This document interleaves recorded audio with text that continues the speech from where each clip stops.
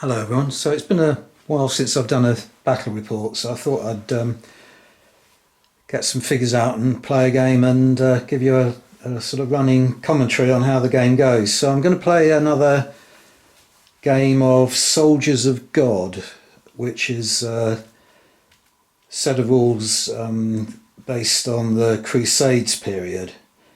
And I have demonstrated it once before on the channel some time ago now.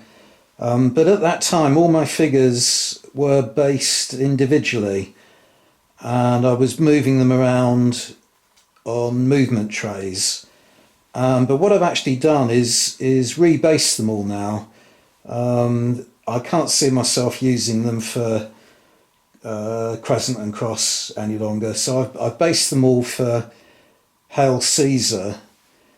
But what that allows me to do is also use the stands for this set of all Soldiers of God. And the effect has been that instead of having 6 infantry figures or 3 cavalry figures to a movement tray, I've now got 4 infantry figures or 2 cavalry figures to a stand.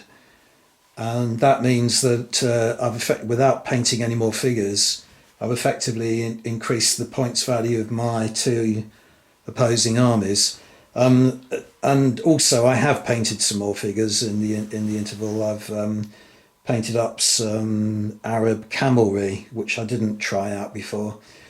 So what that's done, as I say, it's boosted the points values of both sides, and that's allowed me now to play a large field battle rather than previously I was playing a small field battle, and that in turn has allowed me to include some units that I did have before but wasn't allowed to play, such as the Nafatoon on the Saracen side and so on. So it should be a more interesting game, this one.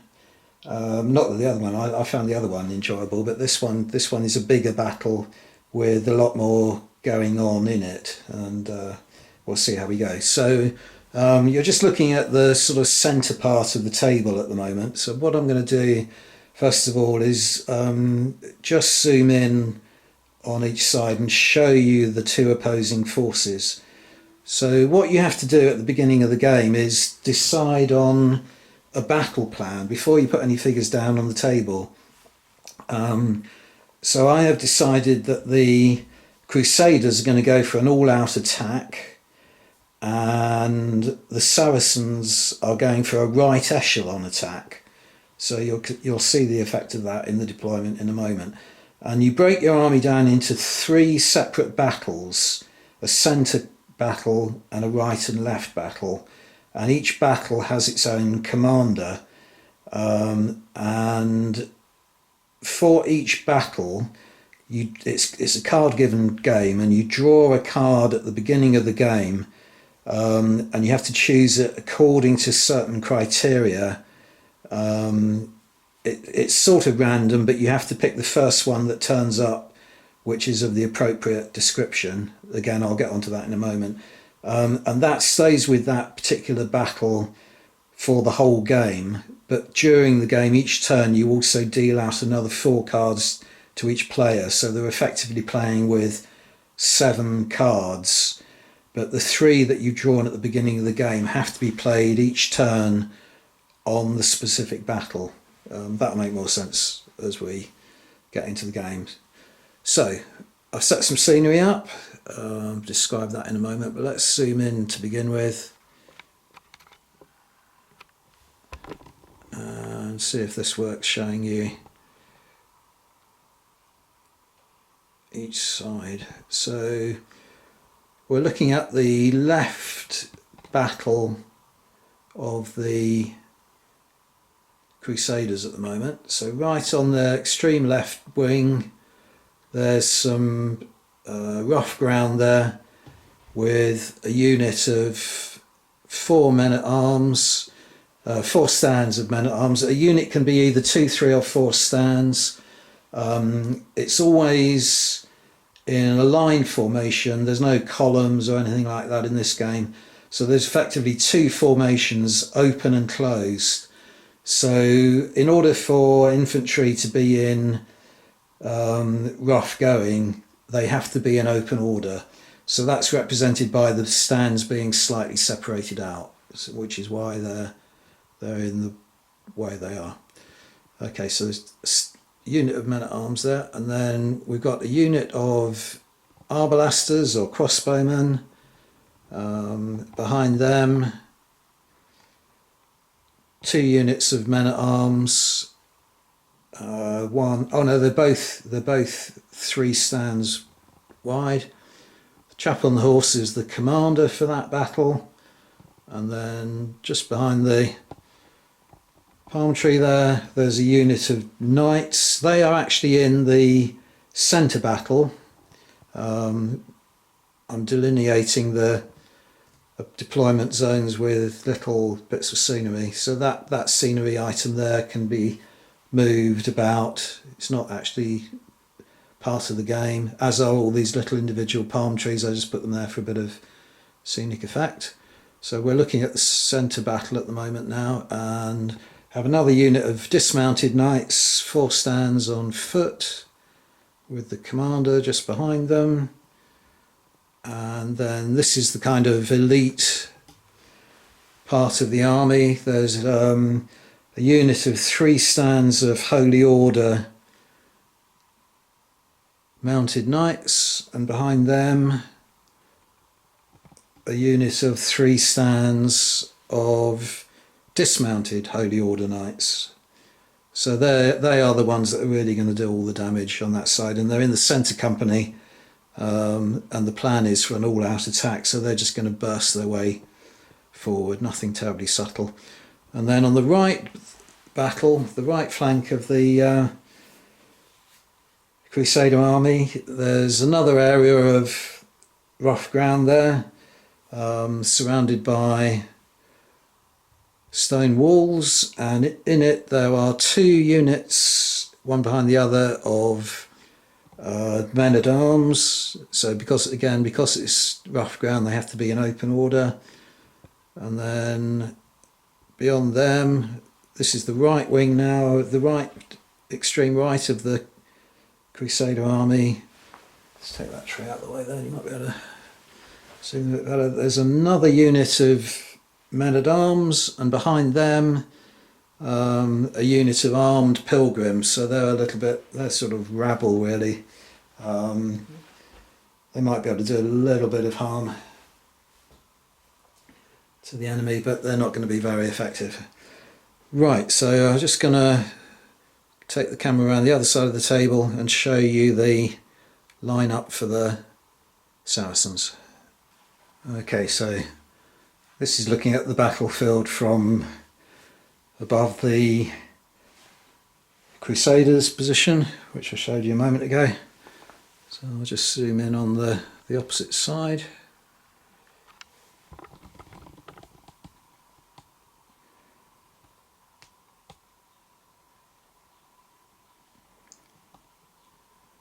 Right, now the Saracens have gone for a battle plan of right echelon attack. So the huge bulk of their force is over on their right flank, and it's all cavalry or camelry, one sort or another. So in the front there, you've got 2 units of horse archers, and behind that there's a 4-stand unit of mounted Gulam with another 4-stand unit of mounted Gulam behind them. There's the commander. There are 2 units of 3 stands each of cavalry.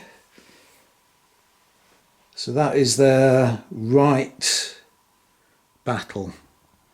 Now we're getting into the centre area here, so you'll see 3 camels there, and they represent a baggage train, which I'm going to use. I didn't use one I don't think I was allowed to in a small field battle in the last game. So that's going to have the effect of boosting the Saracens' morale. They have got slightly fewer points than the Crusaders, so I thought I'd throw in a baggage train on their side. It's free, doesn't cost any points. The downside of it is if it's captured by the enemy, then it has a very damaging effect on morale. And the game is won when morale collapses down to 0 in this game. There are various ways you assess that at the end of each turn. So that will be a kind of key target for the Crusaders to capture. In front of them, in another area of rough ground, there is a small unit of infantry, and I've incorporated a stand of Nafatoon, sort of naphtha throwers into that unit, and there's another unit as well which includes the Nafatoon. And basically it's a one-use weapon, and when you've used it you take the stand off and replace it by an ordinary stand of infantry. So I've got another stand of infantry waiting to replace them in a moment. Now you can just about make out behind the tomb there, there's another unit exactly the same. 2 stands of infantry with an Nafatoon unit incorporated into them. Then you've got the commander, he's the main commander of the army at the back there. Another unit of mounted Ghulam, and in front of them, these guys are the elite of the Saracen army. They're Al-Hakka Guard in dismounted cavalry. Only 3 stands, but they should do a fair amount of damage. And then over on the left flank, hardly anything at all. I've left it very light because all the Saracens' strength and ambitions lie on this enveloping right echelon attack. But there's a commander, has to be a commander for the left battle, and there's an area of rocky ground there. Now that is only passable by skirmish troops. So what I've done is put in my archers in there, which are light infantry, and light infantry become skirmishers if they're in open order. So there are actually 2 units there because there are 5 stands. So there's a unit of 3 and a unit of 2. And hopefully they're just going to sit in the rocky ground and fire off a lot of arrows and give these guys here and these guys there a few headaches. So let's start the game. Okay, now the next thing we have to do is designate a card to each battle in each army, and that they will retain for the entire game. So there's a deck of cards with 52 cards in, and the cards are of 4 types. They are either morale, melee, movement, or missile. And within those 4 categories there will be a number of actions. So for instance you've got fear and rally, both come under morale. And on the card as well there's a special event description which could be played by both sides. So this one here is called Ill Discipline, and it could be played either by the Saracens or by the Crusaders, but some can only be played by one or the other. So for instance there's one that can only be played by the Saracens. So what we have to do first of all is choose the side that has the highest initiative, and that is the Crusaders, because they've picked a battle plan of all-out attack. and then for their left battle, find the first card that actually has March as a movement action on it. So I'm going to split the deck so I don't know what comes up first, and then go through it until I find one that says March there. And this determines, there's one there, so that's the one I have to take for the left battle. Now the reason you have to do it that way, and you don't go through the deck just finding one that says March, is that some of these special events are one-offs, and you discard it from the pack. You remove it from the pack once it's been played, and it would be quite useful to pick a card that was only a one-off card for the Saracens, for the opposite side, and keep it in your hand permanently. And that's not the case. As it is, this special event can't be played on any of the three cards that you're designated. So this March is going to go on to the left battle of the Crusaders. Then I've got to find one that says Charge.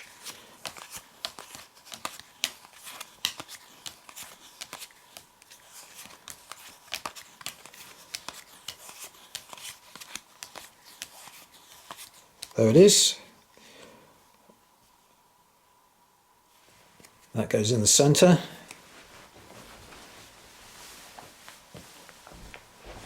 And then I've got to find another one that says March. Oh, and that's the next one. The next one is a March. So that's the Crusaders' 3 permanent cards assigned to their respective battles. So now we take the deck again, shuffle the cards.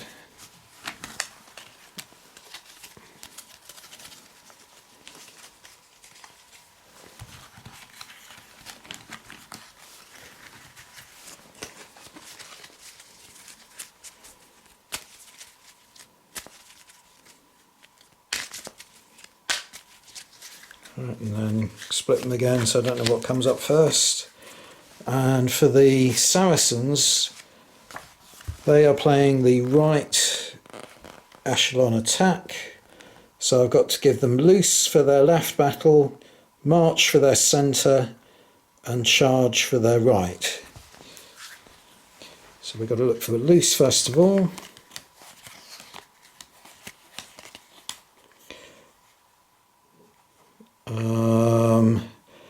I don't think it's that one. I think there is one that specifically says loose. So let's keep that to one side for a moment, just in case I'm wrong. No, yeah, there we are. There's one that specifically says loose. So that's going on the left battle.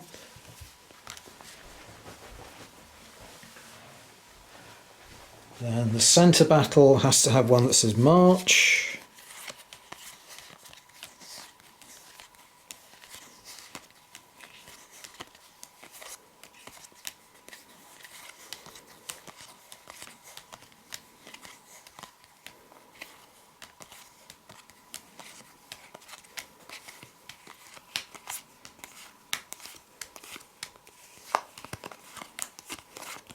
Can get through the whole pack. Oh, there we go, finally.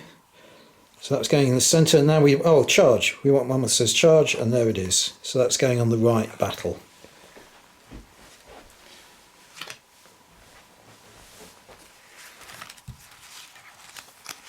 Now, if you notice, what that's done is it's determined that, for instance, with the Saracens, they are going for a right echelon attack with all that cavalry, and they are permanently going to be able to play throughout the game a card that says charge. So the right side of their army is going to have that incentive to move and to keep attacking, whereas those archers that I put in that rocky ground have got the loose card. And that's going to allow them each turn to loose their bows, loose their arrows at the opposition, but not to do much else. Okay, so now I'm going to deal 4 cards to each player, each side rather. It's only the one player, me.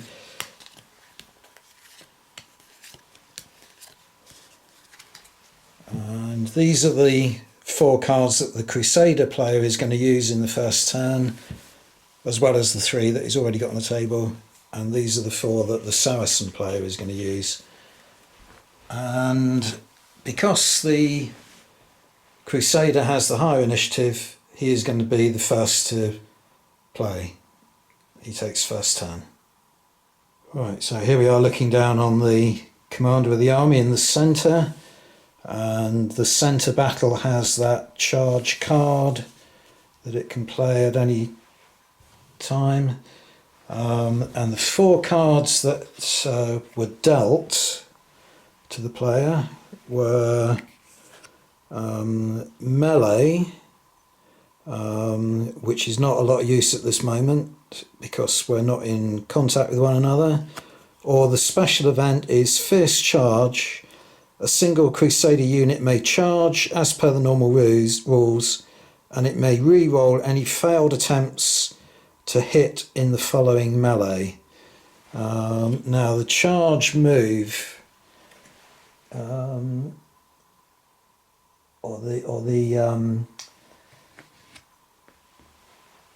movement rate is only going to be for, say, for heavy cavalry 5 inches, but each cavalry unit is allowed to gallop once per turn, but even then it's only 8 inches, so I'm a long way off getting into contact with melee at the moment. I've got another card here that is March, which is a simple move, and the special event is Levy Panic. A single enemy unit rated as Levy is panicking in the face of the enemy.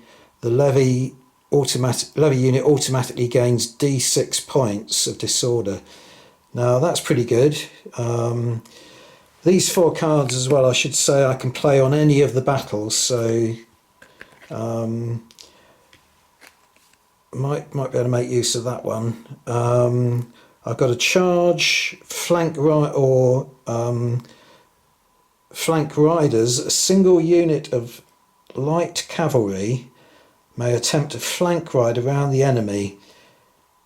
Well, I haven't got any light cavalry in this army, and anyway, it's only for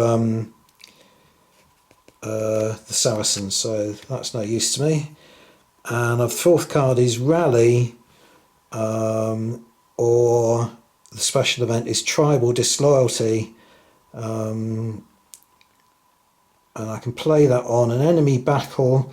Each tribal unit in that battle must take a resolve test or gain a point of disorder. Now I don't think, let's just have a look at the army list I drew up. And I don't think the Saracens have got any tribal units. Oh yes they have, they've got Arab tribal cavalry. Now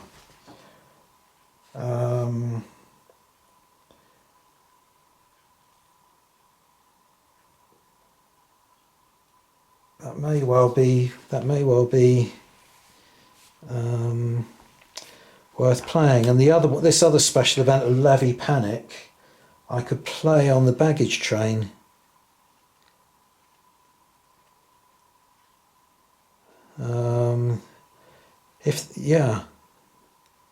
No, I'll have to check the rule on that.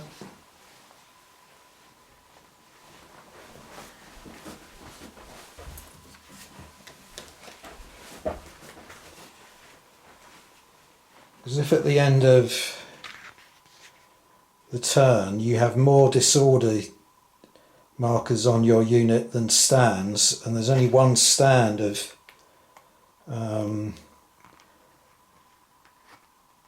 baggage train,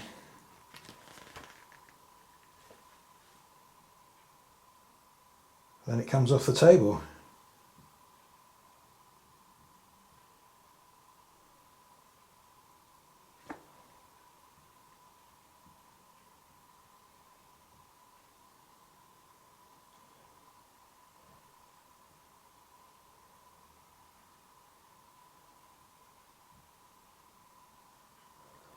Yeah, it would be better to actually capture it, reading the rules, but all the same, it would be quite useful to get it off the table, because it does help boost the enemy morale, the Saracens' morale. So I think I'm going to do that. I'm going to play Levy Panic on the baggage train, so I roll d6 and it gets that number of points of disorder. Right then, so I'm going to roll and see how many points of disorder the baggage train get. 4. Okay, so I'll place 4 disorder markers on the baggage train, and that immediately gives the Saracen player a headache, because he's got to get those off, or at least 3 of them off before the end of the turn, otherwise the baggage train is lost. If you've got a unit that's got equal to its number of stands, then you lose a morale value point to your army.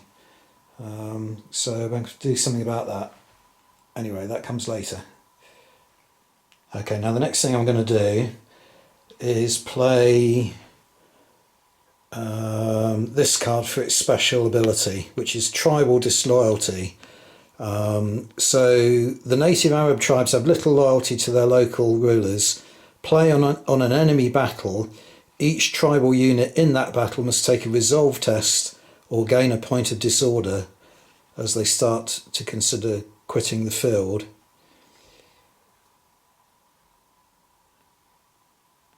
Also reduce the Saracens' army morale total by 1. Right, so on the Saracens' right battle, there are 2 tribal cavalry units, so I've got to take a resolve test for each of those, and I'll just show you some of the stats on the Saracen army list. So there's the Arab tribal cavalry, and they have a resolve of 6+. That means they have to roll 6 in order not to get a disorder point. So I'm going to do the front unit first of all. They rolled a 6, that's good for them. And then the rear unit, they rolled a 6, brilliant. So they survived that, but the army's morale has gone down by 1. So they started, each unit adds a certain value, morale value, to the army. And the Saracen army has a combined total of 17. So their morale value has now gone down to 16. Okay, now we're looking down on the centre battle of the Crusader army, and I'm going to play. You can move multiple times in a turn as well. So it's just occurred to me that if I play the charge card first of all, and it applies to all units that are in the battle. So I can move all the units forward, and the charge doesn't have to come into contact. It's just a determined move towards the enemy. So I can now move all these figures forward at their full movement distance. If it was a march move, then I could choose to not move their full distance. So the charge move for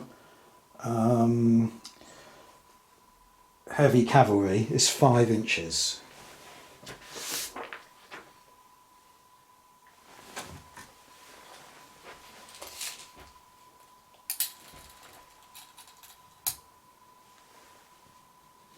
So they move forward 5.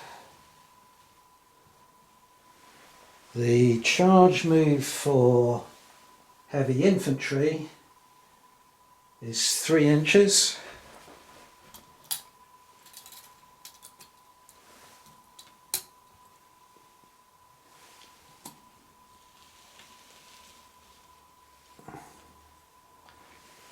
These guys are heavy cavalry as well, so that would be 5 inches. You have got the option to gallop once per game, But I don't want to do that at the moment because it does disorder you slightly. So I don't want them to get sort of out of puff right from the start. Got another unit of heavy infantry here.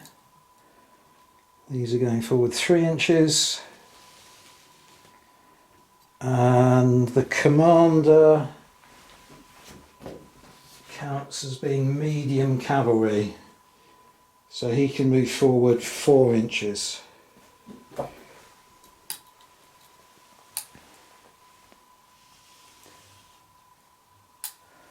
Within that move you are allowed to sort of shift one stand to the left or the right as well, but you can't wheel or change formation, which you can do with the march order. So that is that card played, but we don't put it back in we don't put it on the discard pile. That remains with the army. Right, so now I'm thinking that I could use this card on the centre battle as well to charge them forward another charge move, and then hopefully I might get into range with this fierce charge to be able to move 1 unit forward for a 3rd charge move. Let's see how we go.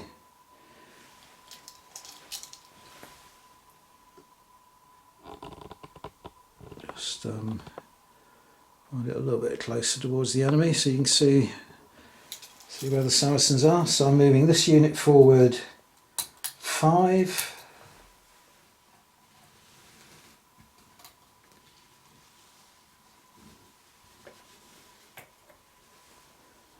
This unit forward 3.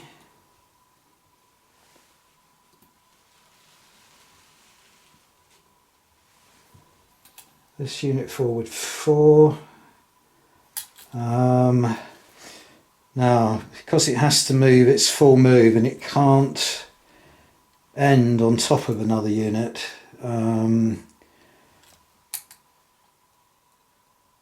I don't think I'm obliged to move him, but I'm not obliged to move him, but if I do move him, he has to move the full distance.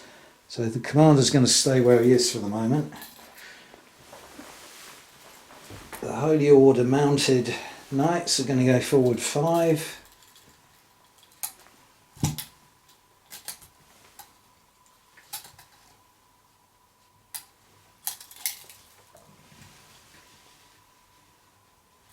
And the dismounted Holy Order Knights are going to go forward 3.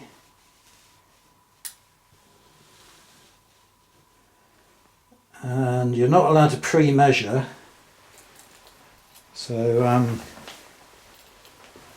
I'll just have to go for it with the fierce charge. It looks to me as though they're well outside at even 8 inches, which would be the gallop move. So,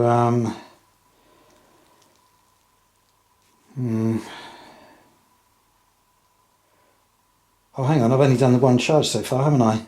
Yeah, so then I can, I've now played that, so that goes into the discard. I've done 2 charge moves so far. So, I can't melee with this card. So I think I'm just going to have to play it for a single unit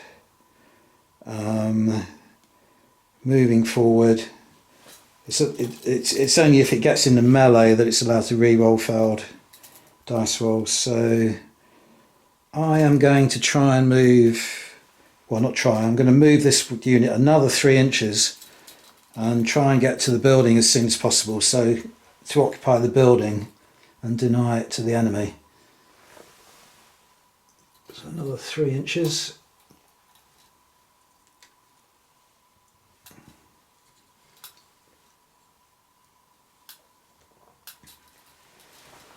So that's that card played.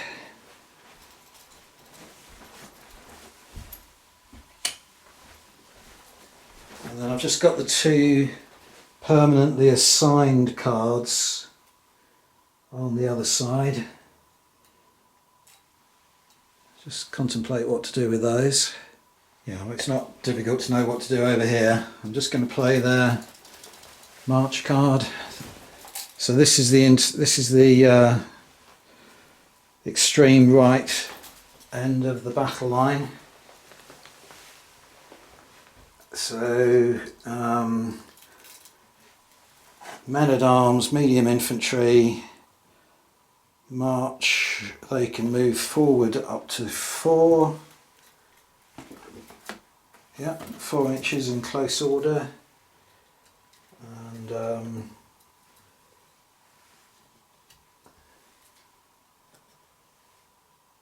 they're allowed to shift 1 stand. That's called an oblique, so they can do that. And then the armed pilgrims are in skirmish order, open order, but they're light infantry, so they can move up to 8.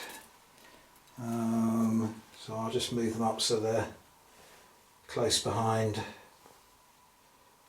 the men-at-arms. Because it's not a charge order, they don't have to move their full move anyway. So I'm going to turn that card over there. Oh no, still got 2 other units to move in that battle.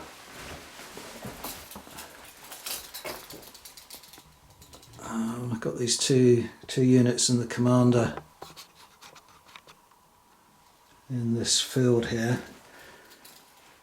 So they're in difficult terrain. I think that just means they have to move across it in open order. I don't think it actually reduces their movement distance in any way. Unit in open order moves through difficult ground as normal, but gains 1 point of disorder when it first enters the difficult ground for the disruption caused. A unit of skirmishers does not take the point of disorder. So as they're already in it, I think I'm going to allow myself not to take a unit of disorder. So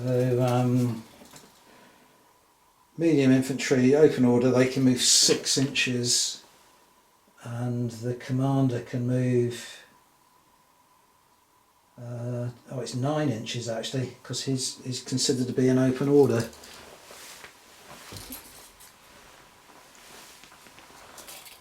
Right, so 6 inches. I think I said earlier this was a unit of men-at-arms, but it's actually a unit of crossbowmen. So that gets them outside the field. 6 inches gets them just short of the wall.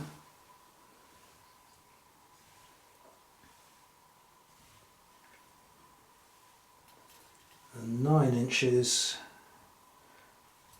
gets him onto the wall, so I'll leave him just short of the wall there. Right, then I turn that card over, and that's that battle played for this turn. And then finally I've got the left battle here. So I'm wondering whether it's a good idea to leave. I think I will. I'm just going to move forward because that's the battle plan, is to attack with all 3 battles. It's a full attack, all out attack. So medium infantry in open order can move 6 inches.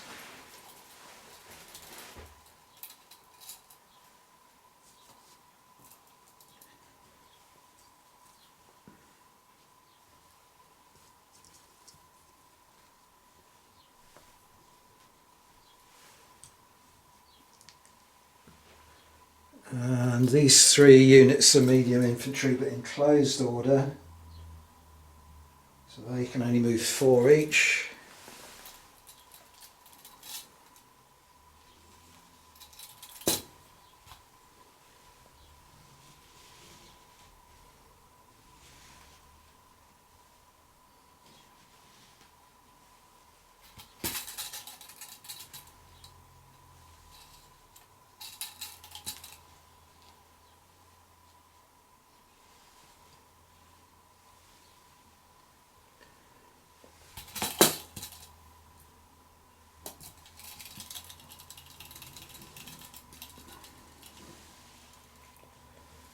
And then the commander, because it's a march, he doesn't have to move his full move, so he's just going to move to there. And that is that card turned over. And that is the Crusader turn played. Okay, now we're over the centre of the Saracens line. And my immediate thought here is I've got to find some way of getting rid of some of these disorder points. So the 4 cards I've got, I actually have got a rally, so that will be useful.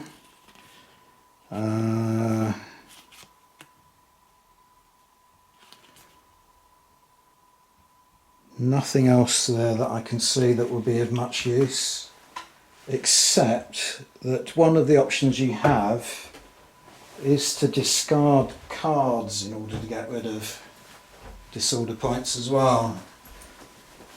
Let's look that up in the rules.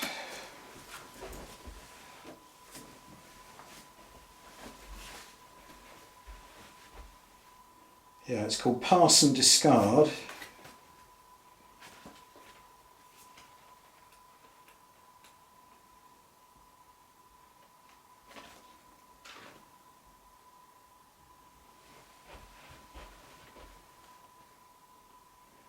The rally, you make a resolve test for each point of disorder, and the baggage train has a resolve of 6+, so I would roll 4 dice to get rid of that. So let's see how that works first of all, how that goes.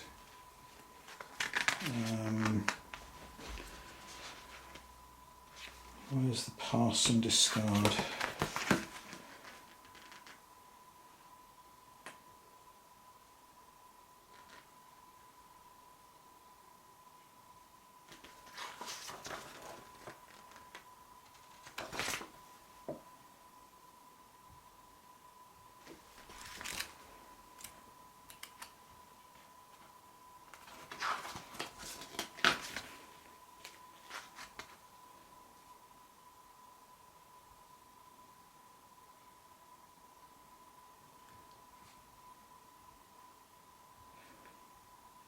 Right, pass and discard. Instead of playing an action card for its action or special event, player can choose to pass and discard it without either being invoked. If a card is discarded, then any one of the player's units anywhere on the table can automatically reduce its disorder by 1 point. A battle plan card can also be used for a pass and discard, but it isn't discarded. It still remains with the battle and can be used again as normal. It just wasn't used this turn. The pass and discard still allows any unit to reduce its disorder by 1. Note this unit does not have to be in the card's battle. Right, so that's looking pretty promising then. So the first thing I'm going to do then is play the rally option on the baggage train. So I've got 4 disorder points, so I can roll 4 dice, and any 6s allows me to take a disorder point off. And I've rolled 2 6s there, so that has immediately got rid of 2. Now I'll put the rally card away, so I've used that. I think up the left hand side of the table, it's off camera at the moment, but I'm going to play their card to discard it to take another disorder off. So that will allow me to go down to 1. And even though I'm allowed to have 1 at the end of the turn, it will reduce my army's morale value. So I would quite like to get rid of that. So I think I'm going to get rid of another card in my hand here, which is Advance, Loose, Retire, which is a sort of skirmishing option, but I don't think I'm quite within range. And the special one is to play on a Crusader unit that's occupying a building or buildings, and that hasn't Oh no, that's a Crusader. That's a Crusader option anyway, so that's no use to the Saracens. So I'm going to play that, get rid of the final disorder option on my baggage train. Okay, now the next choice isn't too difficult. I've got this is the card for the right battle, and I just want to use it, and you get all my units to full move forward using the charge order.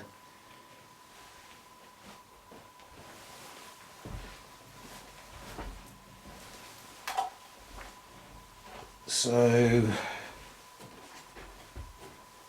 I've got the horse archers, which are light cavalry, and light cavalry move in close order, move forward 8 inches.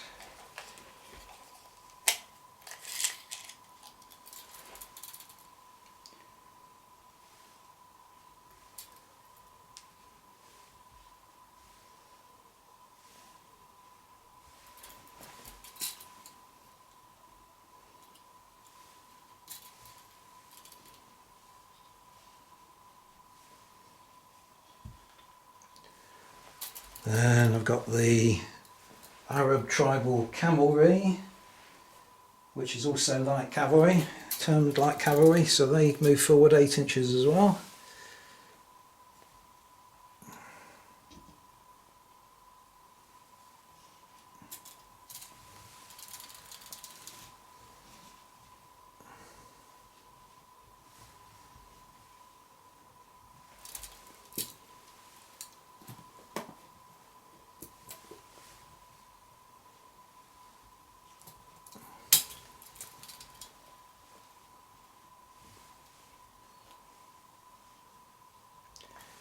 And then these Ghulams are medium cavalry, so they can move forward 4 inches each.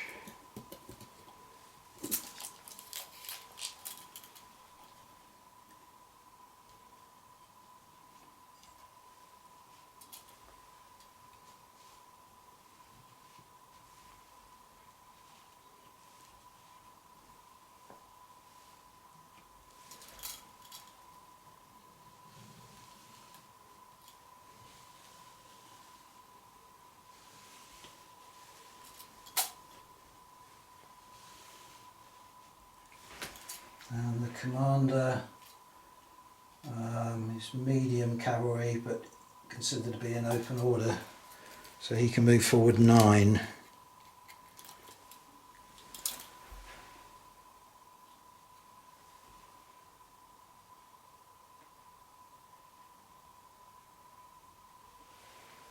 Can't remember how much I moved them now. It should have been 6 inches. I might have only moved them 4. I don't know. I'll leave it at that anyway.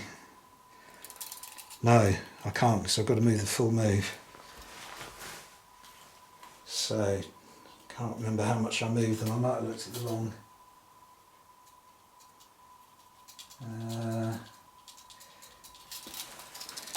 Nudge them forward a little bit. So I've got to go their full move. So I'll compromise and do it a little bit more. Right, 9 inches. Looks about right.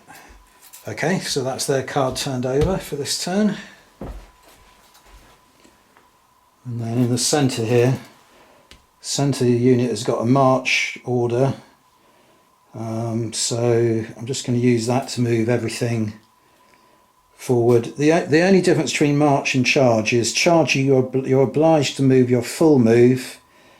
With the march you can move into contact, so you are effectively charging into a melee if you want to, but with march you don't have to move the full move, and you have the option of wheeling and so on, which you can't do with the charge. With the charge all you can do is that oblique shift one way or the other.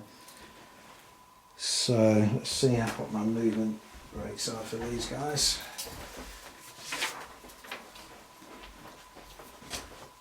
So the dismounted cavalry at the front there are heavy infantry, and heavy infantry in close order moves 3 inches.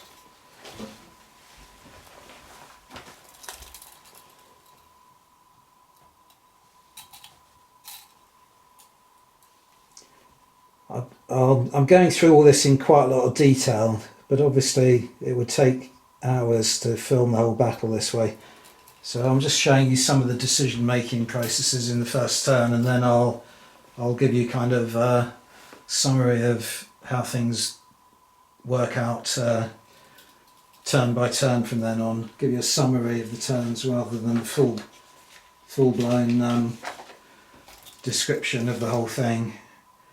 Right, this infantry here is medium infantry, so they can move 4 inches, which will take them up to the unit and beyond. So I just want to look up the rules for entering a building. Right, well, a unit can't enter a building in close order, so all I can do at the moment is to move them up to the building as far as they can get. And then in a moment I've got a manoeuvre card which allows them to change formation, but I should have played that first really, but can't do that now. And then these guys here, they were medium cavalry. They can move forward 6, but they don't have to move their full move because they haven't got a charge order, they've got a march order. So I'm just going to move them forward that far, and then oblique 1 to the left. I'm moving this thing around because it's not, it was just there to mark the demarcation of the where the different battles had to form up, so it's not part of the game, it's just there for scenic effect. The commander can move up to 9 inches. So he's going to move to here. These guys here are in open order, medium infantry. So they can move up to 6. So what I'm going to do in their case is just move them up to the wall, just so that they've got their defending the wall, gives them an advantage. And I've got this sort of cunning plan now, that there's nothing to stop you moving a unit out from its original area, as long as you remember the baggage train is part of the centre battle. So I'm going to move the baggage train off to the right, so it's behind that really strong right flank eventually, and it's allowed to move now because it's got rid of all those disorder points. So it was light infantry, and I think it counts as being in open order because it's just a single stand. So light infantry can move 8 inches. So it's going to shoot off behind the bulk of the army, where it might be a little bit safer.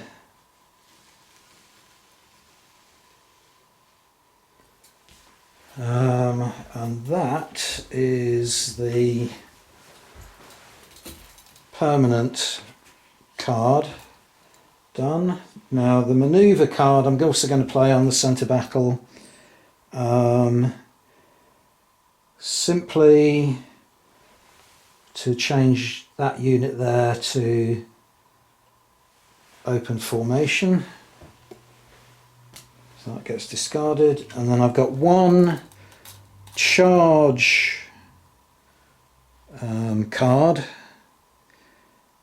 which I can play on any battle. Just going to think about this for a moment. Yeah, right, so I've only got this 1 card left to play, which I can play on any of the 3 battles, but looking at the situation, I don't think it's in my interest to charge anywhere at the moment. So what I'm going to do is use the special ability, which is that I can pick an enemy unit that isn't professional or elite and ask them to take a resolve test, and if they fail they take 2 points of disorder.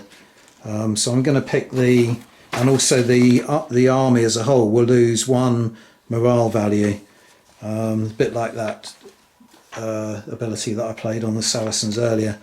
So I'm going to get the armed pilgrims to take a resolve test, because they've only got a resolve of 6+.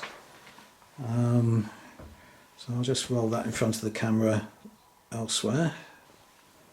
Okay, so they need 6 to pass, and they don't get it, so they get 2 points of disorder.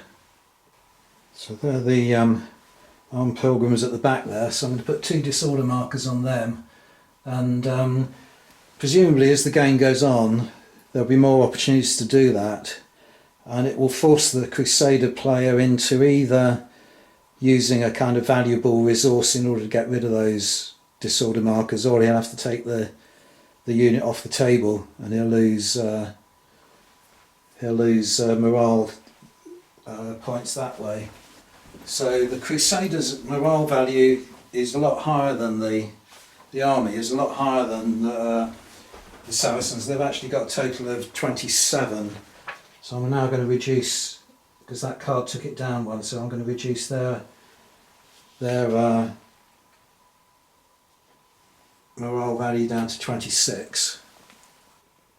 Okay, so that's the end of turn 1. So there's now an end phase where you take any units off the table that have got more disorder markers than it's got stands. You then reduce the army's morale value by 1 for every unit that's got the same number of disorder markers as stands, and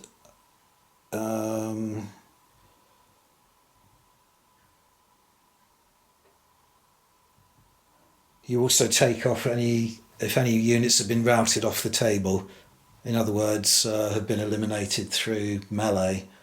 Nothing like that has happened, so basically you're just adjusting the army's morale, and there's no change in that in the end phase of the turn 1, and then you deal yourself another 4 cards per player. So I think what I'm going to do is carry on with this game tomorrow. Now unfortunately every time I seem to do a back rep the weather turns very dull and the lighting really deteriorates, and it's getting worse at the moment, so I'm going to pick this up again tomorrow, I think.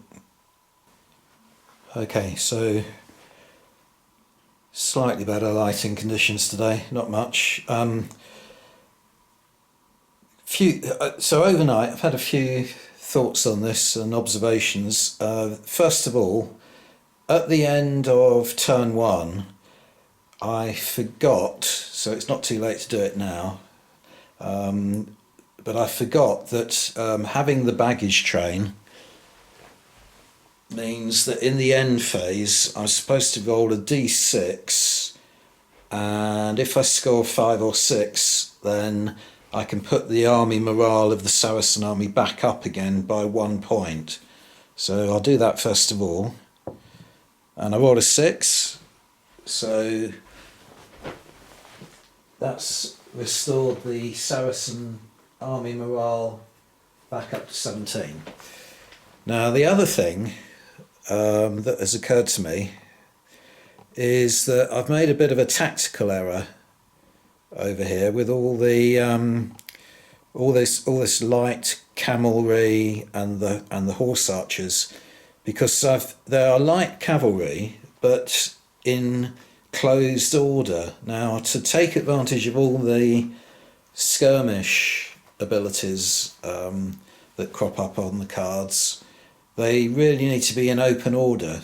So I'm not going to change that and by cheating. What I'm going to have to do is try and wait for a manoeuvre card to come out of the pack, and then use that to just playing 1 card will allow me to change the formation for the whole of that battle.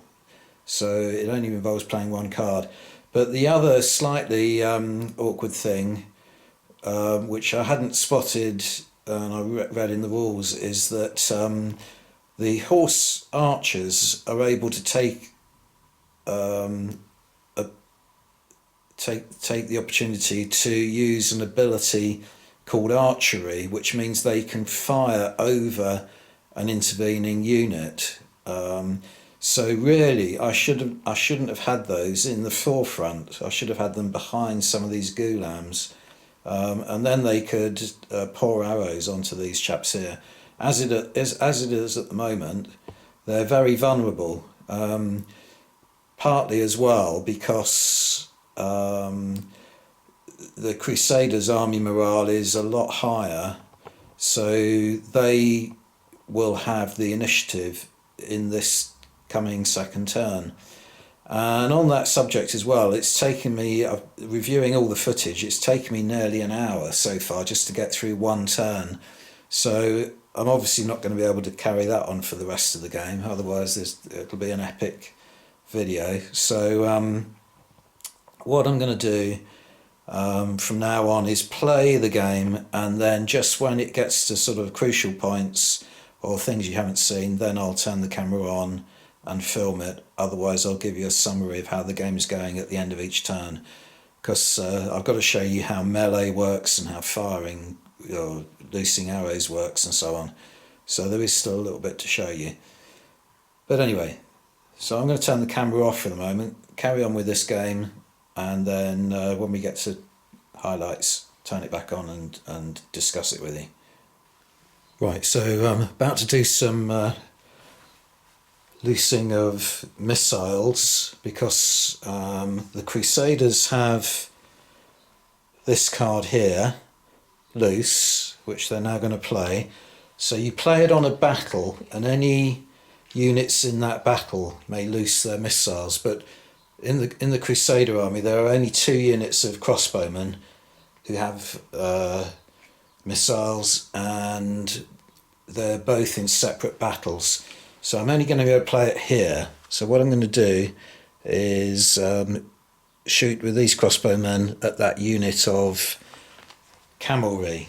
Now the crossbow range is 10 paces, which is 10 inches, and they are within range and they're within line of sight.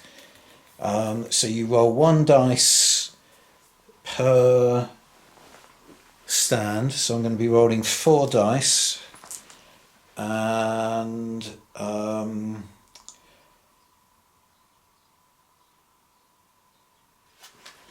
the score to hit is actually on the within the unit's stats.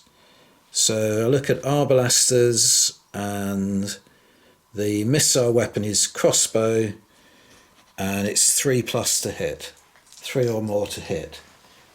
So I'll roll the dice in this space between the units here, needing 3s, and I've actually scored 4 hits, 6, 2 4s and a 5.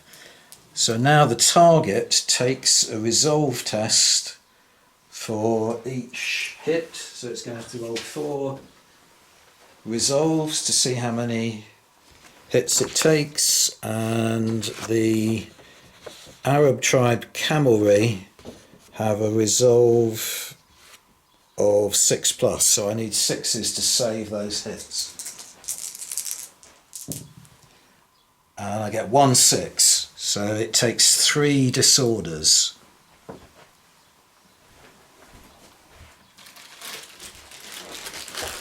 Now this is what I was saying about I put all my light cavalry in completely the wrong place, because they now have 3 disorder markers and 3 stands, and that is going to influence the morale at the end of the game unless I can get rid of those. 1 more and they'll be taken off at the end phase unless I can rally them off. But it's pretty straightforward, shooting and melee.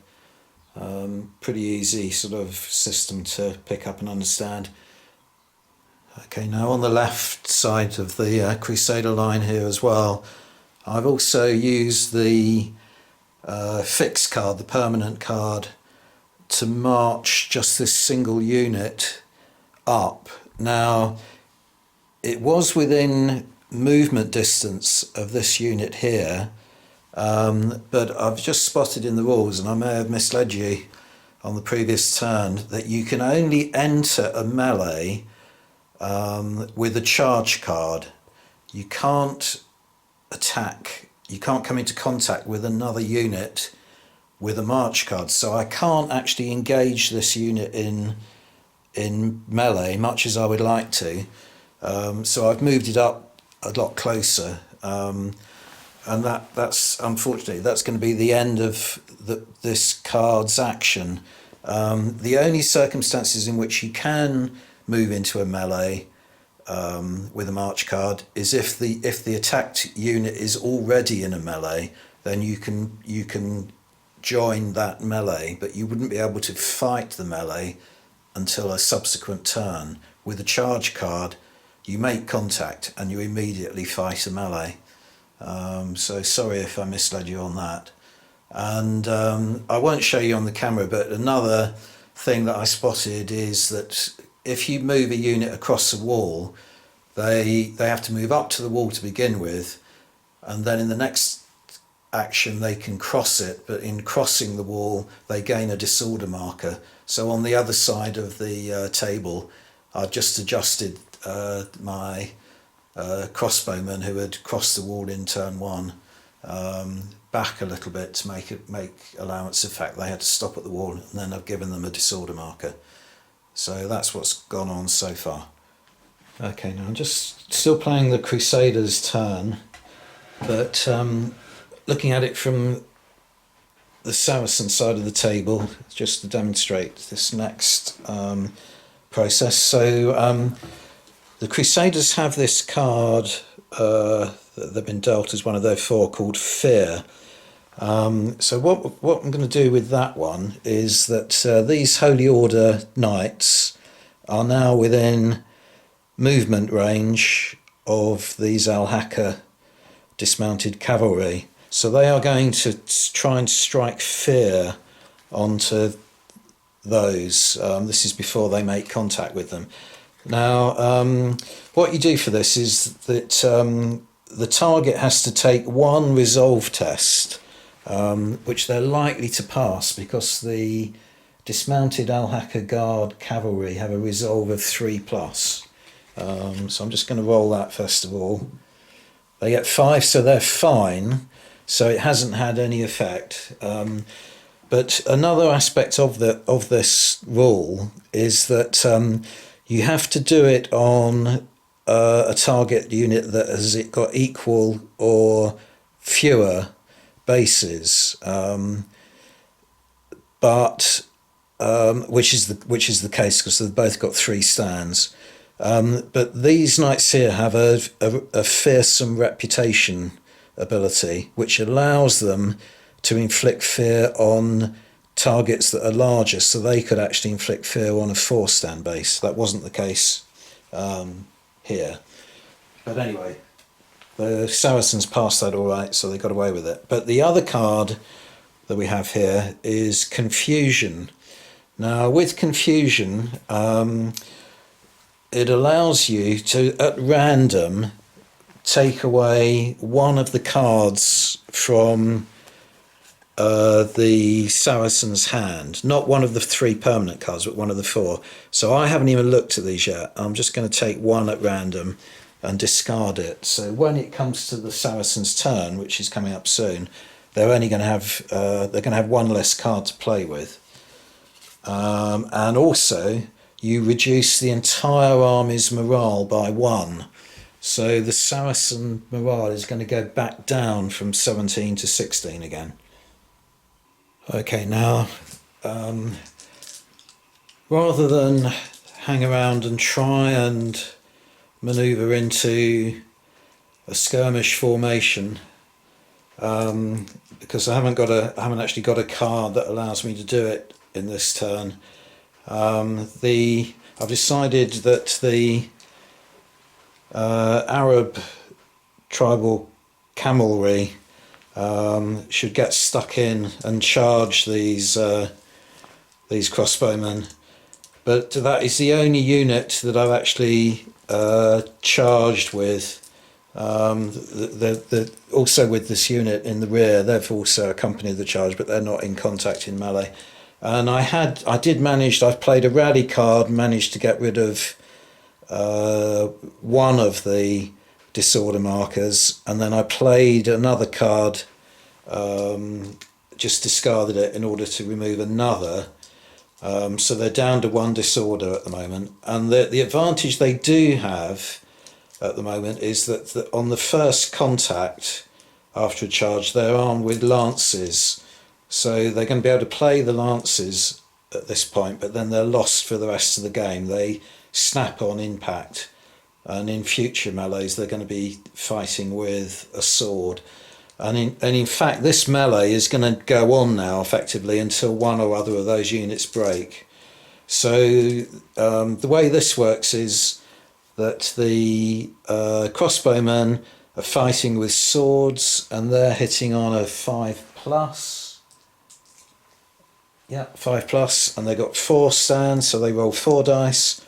And the Arab cavalry are hitting with lancers in this go, and they're hitting on a 3+. So I'll just show you how that plays out. So the Crusaders are white and the Saracens red. So the Saracens have got hitting on 3, so they've got 3 hits. And the Crusaders are hitting on 4s, so they've got 1 hit. So now we'll just keep these dice and roll them in reverse. So the resolve of the crossbowman is 5+, and of the cavalry is 6+. So the reds need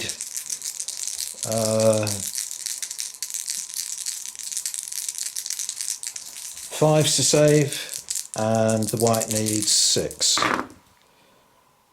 So yeah, the Crusaders do save 2 of the hits, so they both get 1 disorder marker each.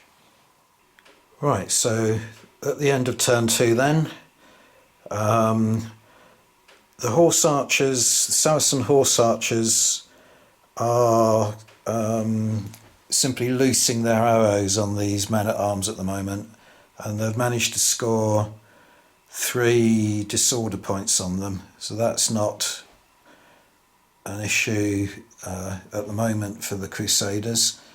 Over here, there's now a melee going on between the cavalry and the crossbowmen, which is ongoing, still has to be resolved. Neither side has got the same number of disorder points as stands. In the centre, the building is now occupied by a unit of Saracens.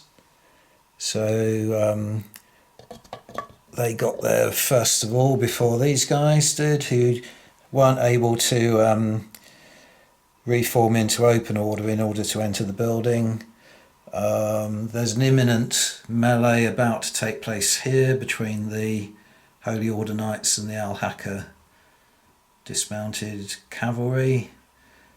And over here, the archers have now been able to start shooting at the oncoming Crusaders, and they've inflicted a couple of disorder points on those men-at-arms and 1 on to these crossbowmen, and the other disorder is from having crossed this obstacle earlier. And the only other thing that didn't happen is that the baggage train over here rolled to see, needed a roll of 5 or 6 in order to boost the Saracen army morale, and they failed. So on to the next turn.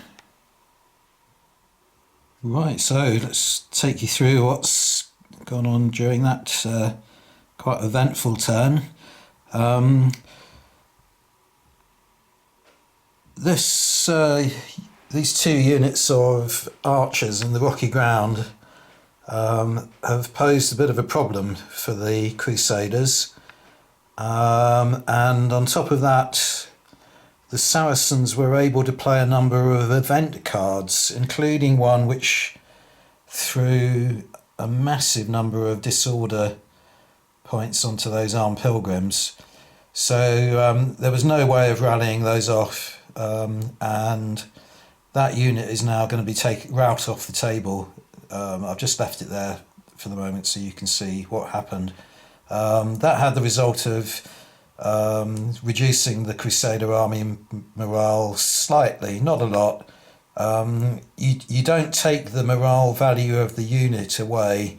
What you do is you roll on a dice, and depending on the quality of the unit that's being removed, you can lose a substantial number of army morale points. But as these were only levy, I think it only resulted in 1 point being removed.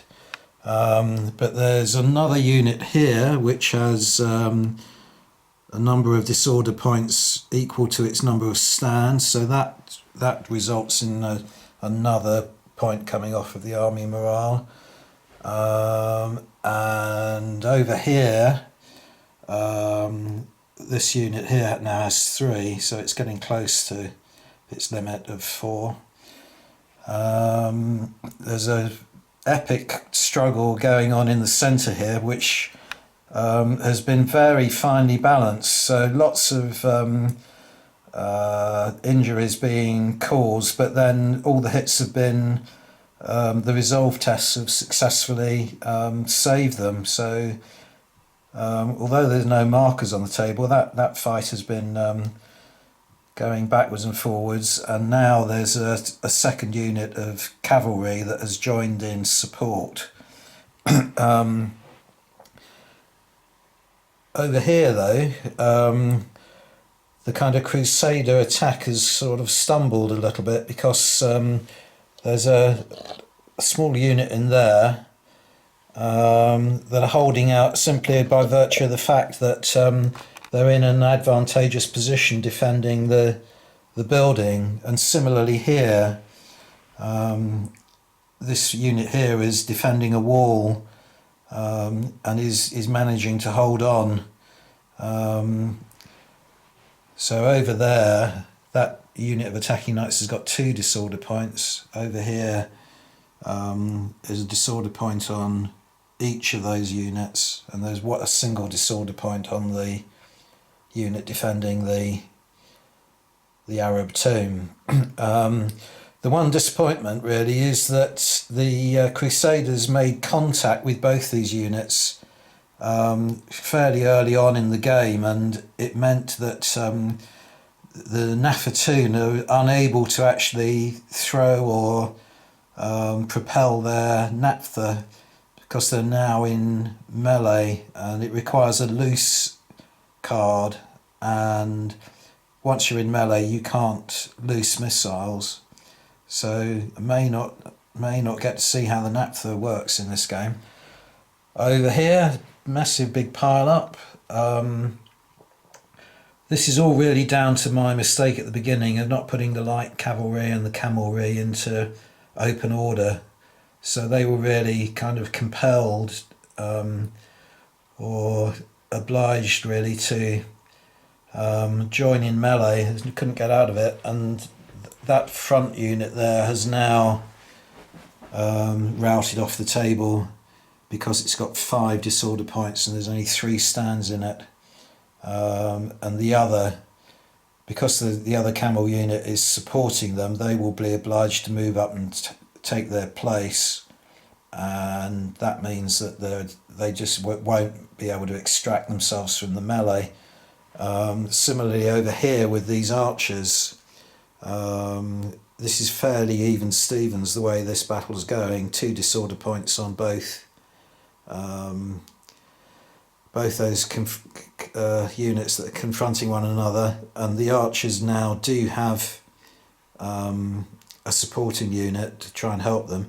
If you have a supporting unit, then they hit on sixes regardless of their weaponry and their abilities. So they're rolling 4 dice to hit on sixes in this battle, and so far it's just resulted in a kind of draw. But again, it would have been much better to have those archers out of this melee and being a lot more manoeuvrable, have them in open order and acting as skirmishers. So it's a lesson for a future game, really. But it does mean that really this is the main thrust of the Saracen army. It's meant to be a right echelon attack, and it's stalled really. So given the fact that the Crusader army morale is much higher anyway, it's looking like this is going to be a Crusader victory, and that's really mainly down to my poor kind of decision at the beginning to not to put those light troops in skirmish order. That was a big mistake, it's turning out. Anyway, it's turning into a really good game. Been able to use a couple of the special events, such as challenges in melee and so on. Nominating a champion to fight a single combat with the enemy champion and seeing how that goes and so on. So it's a really interesting game, I think. Interesting mechanisms, and produces lots of interesting little scenarios within the game. At the end of that turn, having lost the pilgrims, the only stand that I had that was able to enter this rocky ground on the Crusaders side was the commander, and he never got a card actually allowing him to melee with any of these archers, so all he was able to do was enter the rocky terrain for this turn. And unfortunately the Saracens drew about 4, as well as the card they had, the permanent card they had to loose, they drew about 3 or 4 other cards that allowed them to pepper this guy with arrows, and he withstood a lot of blows, but eventually they got 2 disorder markers on him, and he's only 1 stand, which means he routes off the table. Because he's a flank commander, that reduces the army morale by 2. Over here, this melee is sort of going in the Saracens' favour now, but still a long way to go. The Holy Order have got 2 disorder markers on them now to the 1 on the Alhaka. Troops in the building still holding on. They've now got 1 disorder marker. Over here, both these units have got the same number of disorder markers as stands, so they both lose 1 morale point to their side. And over here, I think the Arab cavalry are going to lose this eventually, but for the time being they've managed to impose 4 disorders on a 4-stand unit, so that loses the Crusaders another army morale value. And over here, this is really sort of locked in stalemate at the moment. But what that means is, and also the baggage train failed again to generate any increased army morale. So at the moment, the Crusaders lost a lot more army morale points in that turn. They're down to 20, but the Saracens are down to 11. Well, that turn went much better for the Saracens, quite a successful turn for them. For instance, this unit of men-at-arms here is about to rout off the table, having been shot at by these archers, and that's reduced the army morale value by 2, I believe. Over here, at one stage, there were 6 disorder markers on these Alhaka Guard dismounted cavalry, and they had a rally card and managed to rally them all off.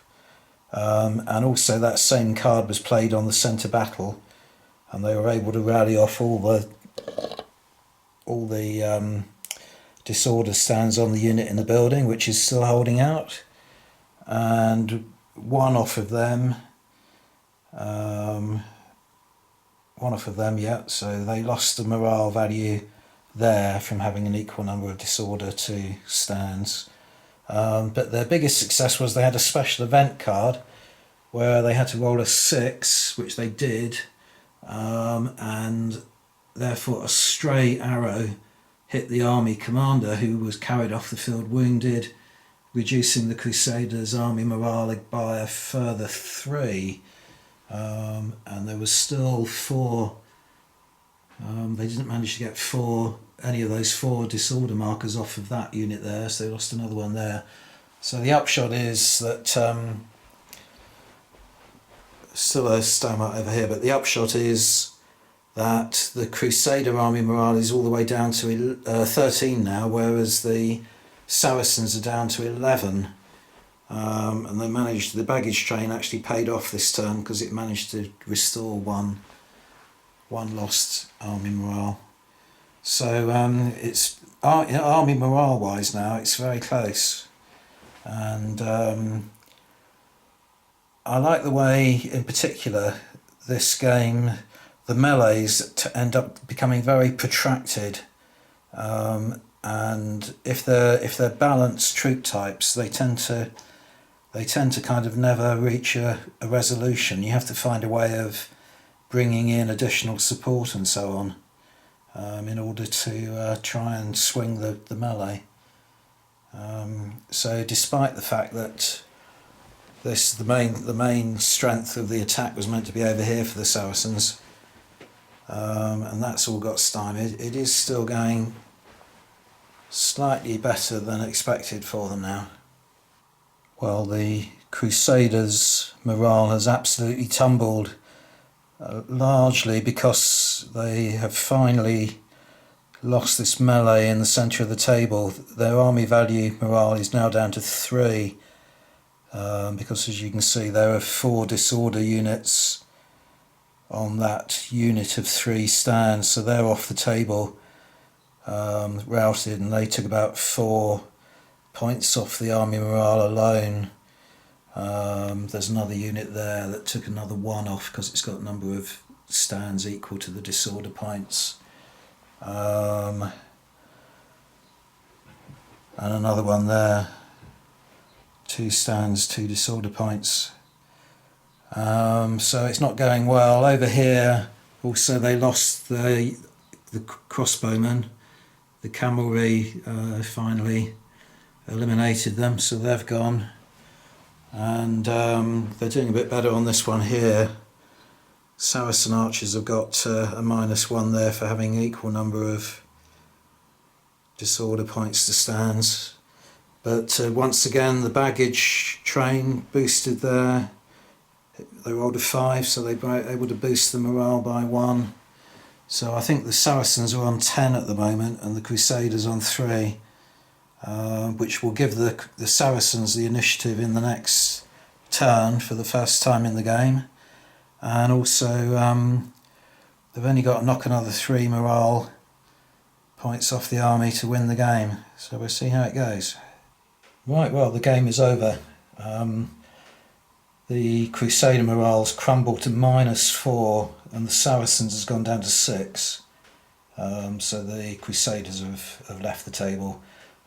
There's a unit there that's routed, another one there, and the thing I hadn't appreciated about this, I thought the Crusaders were easily going to win because they had such a higher morale value. But as you lose high quality units, you actually have to roll on a table, and there's the potential to lose a lot of points all in one go. And on top of that, I'd only just realised at the end that if you lose a commander, and the Crusaders had lost 2 commanders, you actually draw 1 less action dice, so they should have been playing with less action dice than they actually were. And at the end, the Saracens did lose a couple of units as well. That unit there was about to leave the table, and this unit here, it's now got 4 disorders and it's only 3 stands. They got shot up by the crossbowmen, but it wasn't enough to change the game for the Crusaders. So I really enjoy this game. I think it's really good. It's possible to play it solo. Obviously, it'd be more fun with an opponent, because there's a lot of tactical play in the way that you play the cards and so on. But yeah, really good game. It's really well suited, specifically for the kind of Crusades period. There's a lot of very themed special events and so on that you couldn't use in another game, such as the Wars of the Roses or something like that, for instance. But there's no reason why you shouldn't be able to invent your own cards and use the game mechanics. Use the same mechanics, which are very simple, very easy to pick up. And then just put different special events and so on in for different sides. But anyway, there we go. A long video, I'm afraid. It's probably approaching 2 hours or more. But I hope you enjoyed it, and see you again on the next video. Bye for now.